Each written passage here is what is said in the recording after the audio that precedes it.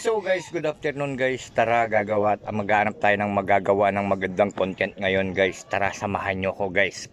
Punta tayo sa mga magagawa natin ng magandang content. Tara guys, samahan nyo ko. So guys, nandito tayo ngayon. Nandito na tayo, nakarating na tayo dito sa may Pabanlag guys. Sa may tulay ng Pabanlag guys, maraming mga naliligo. Mga kapatid natin guys. Ayan sila oh.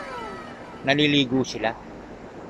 Kaya dito tayo guys, papasyalan natin yung ilalim ng tulay. Kasi kanina may nakita ako, nangingisda, mag-ama yata sila guys. Parang magtatay ba sila? Nagdadala sila guys. Ngayon papasyalan natin.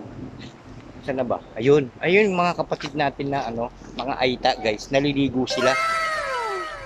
Naliligo. Ito guys yung dating pweste nung tulay na luma. Ayan guys yung dating ano, yung dating posting niya ba? Ayan o.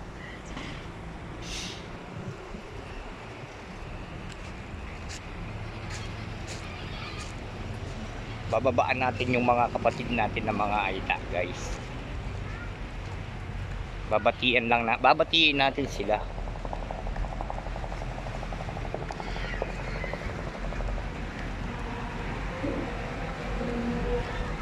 Ayan sila guys oh. Mga naliligo sila. Ayan oh. Ano ba? Yun. Naliligo sila guys. Ang linaw ng tubig dito guys. Ayan, nandito tayo sa ilalim ng tulay ng Pabanlag. Ayan oh. Yung daan na to guys, yung tubig na to guys, ayun yung papuntang ano, yung dinaanan natin na tulay na kung saan ako natatakot doon. Ayun yung Gago! ayun yung mga nangingisda guys. Ayun yung dalawa. So ngayon gagawa muna tayo ng magandang ano natin dito para may mapapanood sila, yung ating mga follower and viewers. Yan. Ayun yung mga kapatid natin na ano, naliligo sila.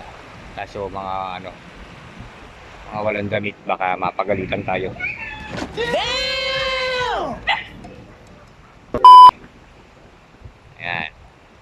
Ganda rito guys. Maganda. Ngayon, gagawa tayo ng ano, kukuha na natin yung ano, yung bundok. Dala natin yung lens natin guys. Yan. Malamig ang tubig? Ah, malamig daw yung tubig, sabi ng kapatid natin.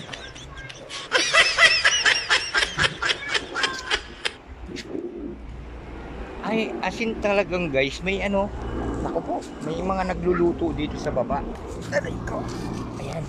Umakyat ako dito guys, sa may ano, sa may malaking bato. Ayan. Siguro sa itong mga kumot siguro sa kanila to, sa mga kapatid natin na ano yan. Laking bato guys oh. Oh. Okay guys, hanggang dito lang muna to guys, pero abangan nyo yung ano ko ulit yung aking pagbablog.